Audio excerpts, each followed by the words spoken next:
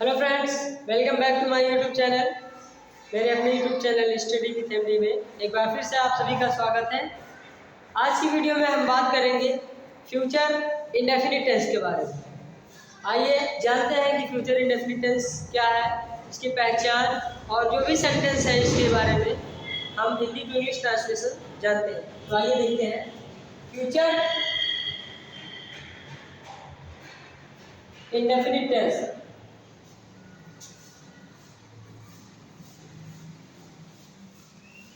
Future indefinite tense की पहचान क्या होती है, तो देखिए जो भी सेंटेंस आएंगे इस टेंस के उनमें क्या होगा। सबसे पहले बात जान लीजिए कि फ्यूचर टेंस जब भी रहेगा तो उसमें गा की ये जरूर आता है। तो जो फ्यूचर इंडेफिनिट टेंस होता है, फ्यूचर इंडेफिनिट टेंस इस टेंस के वाक्यों के अंत में ता होगा,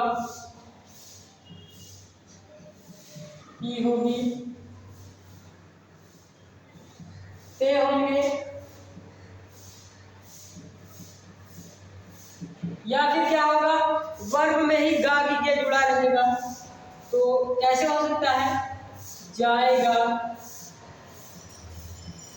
खाएगा या जाऊंगा, जाऊंगा, जाएगा, खाएगा,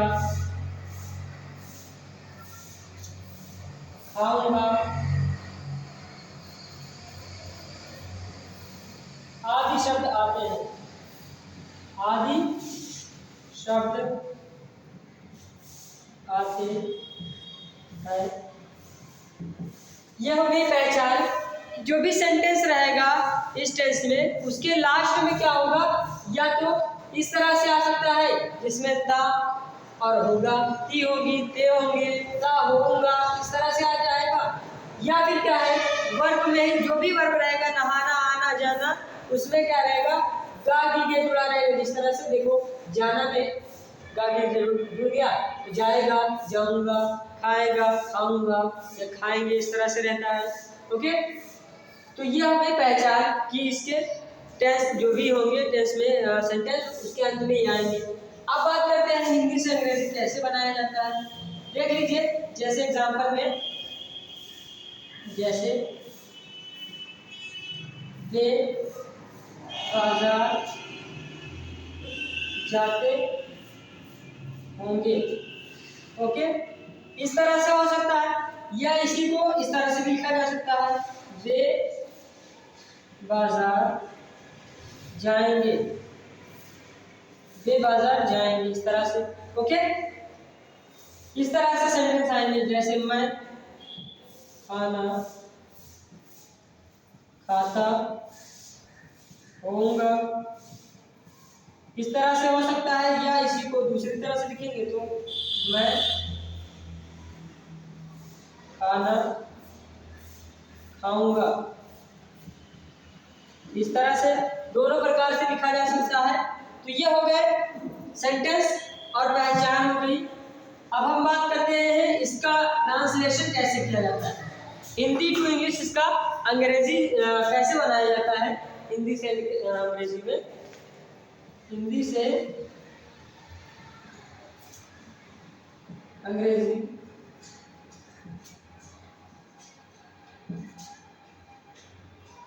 बनाने के सूत्र या नियम, क्या क्या नियम है। ओके, सबसे पहले हम देखते हैं अफर्मेटिव के लिए। इसमें अलग अलग प्रकार के सेंटेंस रहेंगे। तो अफर्मेटिव सेंटेंस का, अफर्मेटिव सेंटेंस के लिए क्या रहता है,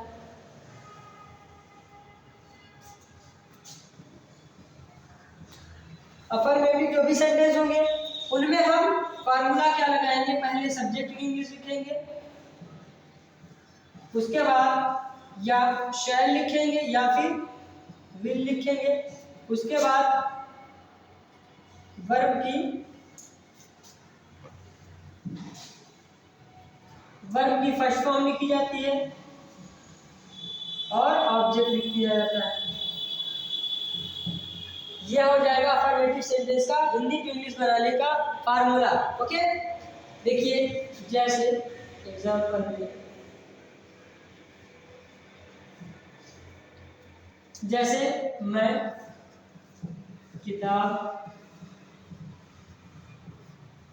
पढ़ूंगा,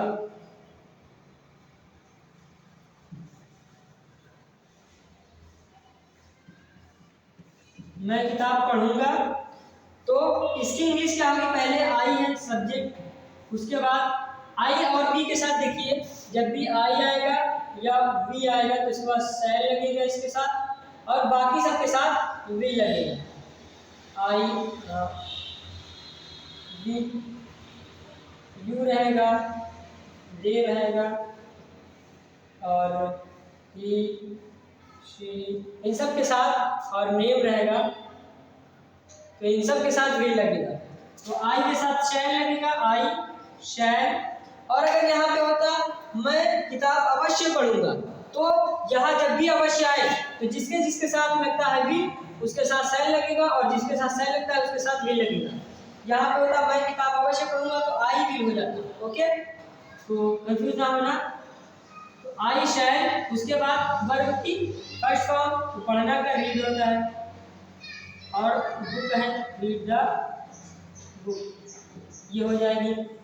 दूसरा सेंटेंस ले लेते हैं, वे घर जाते होंगे। इस तरह से भी लिखा आ सकता है ना, वे घर जाते होंगे या फिर वे घर जाएंगे।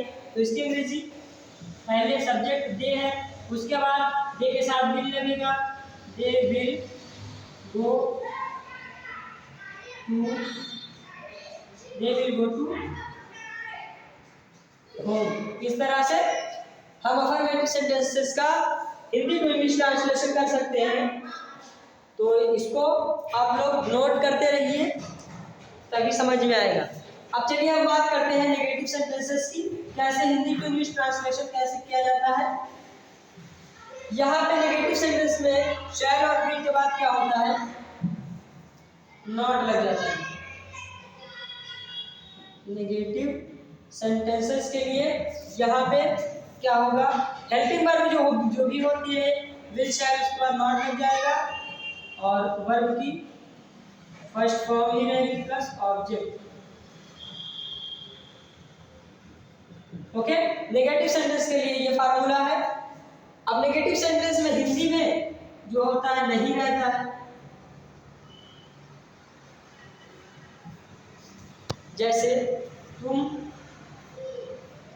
अखबार नहीं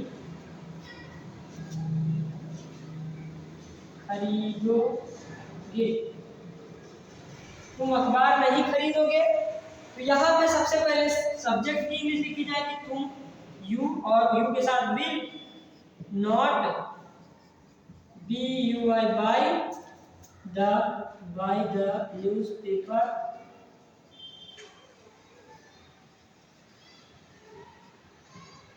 ओके। इसकी इंग्लिश ये हो जाएगी तुम अखबार नहीं खरीदोगे, you will not by the newspaper. Okay, दूसरा सेंटेंस लेंगे, देखते हैं। जैसे हम स्कूल अवश्य नहीं जाएंगे। ओके, तो यहाँ पे क्या हो गया? अवश्य आ गया, तो सब्जेक्ट बी होता है और बी के साथ हमेशा शैल लगता है। अवश्य आया है तो बी लगेगा, we will not go to school, we will not go to school. इस तरह से हो जाएगा।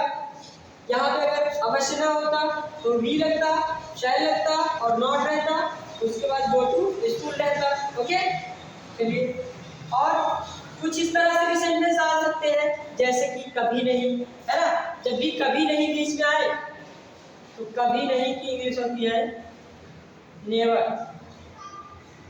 जैसे हम या वह कभी नहीं पढ़ेगा, है ना। वह कभी नहीं पढ़ेगा, तो वह की हो गया he never, he will never read, he will never read. Okay, चलिए इसको नोट कर लीजिए।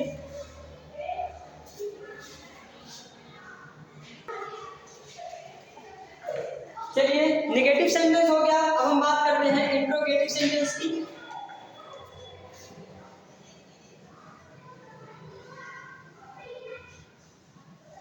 इंट्रोगेटिव सेंटेंस में क्या होता है, जो भी हेल्पिंग वर्ब होती है वो ये जो है सब्जेक्ट से पहले आ जाएगी। तो यहाँ पे क्या हो जाएगा, शैल या फिर विल प्लस सब्जेक्ट हो जाएगा। शैल, विल और सब्जेक्ट, वर्ब की फर्स्ट फॉर्म, ऑब्जेक्ट ये रहेगा इंट्रोगेटिव सेंटेंस में। अब इंट्रोगेटिव सेंटेंस में जो भी सेंटेंस होता है उसमें दो प्रकार से हो सकता है। अगर क्या से स्टार्ट हो रहा है तो शैल विल से स्टार्ट करेंगे, और अगर वही क्या बीच में आ रहा है या फिर कोई और इंट्रोगेटिविटी का वर्ड आ रहा है तो उसकी इंग्लिश पहले यहाँ लिख दी जाएगी, फिर यहाँ पे शैल विल से स्टार्ट करेंगे। ओके, तो चलिए बात करते हैं सेंटेंस की। जैसे कि क्या हम नदी में नहाएंगे, क्या हम नदी में नहाएंगे, तो क्या से स्टार्ट हुआ, इसलिए यहाँ पे सब्जेक्ट के अकॉर्डिंग शैल लगाएंगे, शैल वी, उसके बाद वर्ब है नहाना, we, shall be bath in the river. Okay, ये हो जाएगी इसकी English, shall be bath in the river. और अगर किसी सेंटेंस में क्या बीच में आ रहा है या फिर क्या है, क्या की जगह कोई और वर्ड आ रहा है, चाहे वो पहले आए चाहे बाद में, तो उसकी इंग्लिश पहले लिखेंगे। तो इस तरह से हम दूसरा सेंटेंस देख लेते हैं। जैसे कि तुम स्कूल क्यों नहीं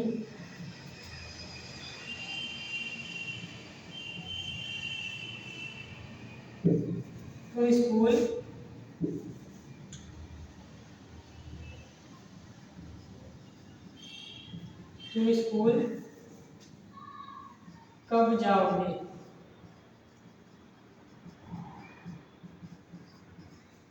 तुम स्कूल कब जाओगे। तो यहाँ पे क्या है, देखिए तुम, यहाँ पे कब बीच में आया है तो उसके इंग्लिश पहले लिखेंगे व्हेन, उसके बाद will, when will you go to school, when will you go to school, ये हो जाएगी इसकी अंग्रेजी। ओके, चलिए अब हम बात करते हैं इंट्रोगेटिव नेगेटिव सेंटेंस की। अब इंट्रोगेटिव नेगेटिव सेंटेंस में क्या रहेगा, इंट्रोगेटिविटी भी रहेगी और उसमें नहीं जो है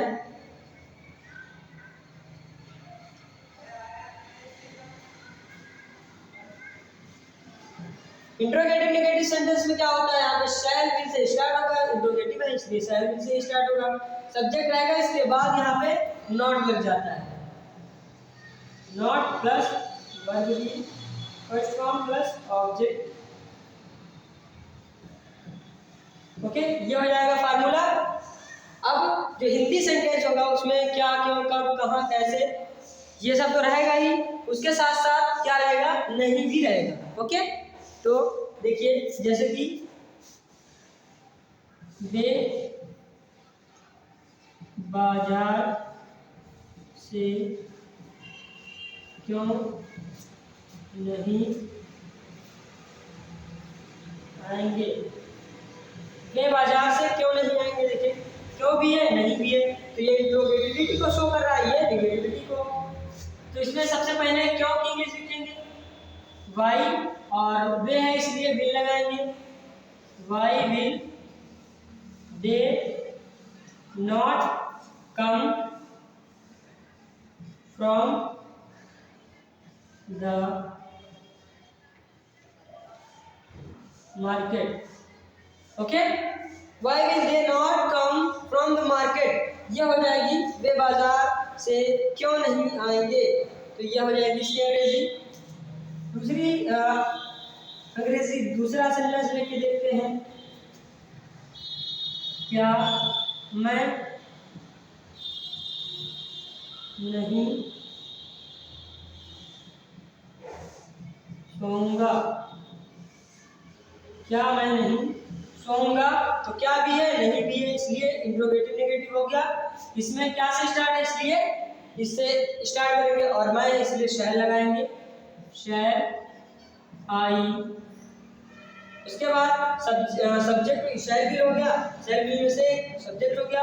अब नॉट लिखेंगे, ओके, शैल आई नॉट। उसके बाद वर्ब की फर्स्ट फॉर्म सोना, shall I not sleep, shall I not sleep. ये हो जाएगा इंट्रोगेटिव नेगेटिव सेंटेंसेस का जो है हिंदी टू इंग्लिश ट्रांसलेशन। मुझे उम्मीद है कि वीडियो आप लोगों को अच्छी लगी होगी। अगर वीडियो अच्छी लगी हो तो लाइक, शेयर और कमेंट करना ना भूलें, और वीडियो को लास्ट तक देखने के लिए आप लोग का बहुत बहुत धन्यवाद। मिलते हैं नेक्स्ट वीडियो में, तब तक के लिए जय हिंद, जय भारत।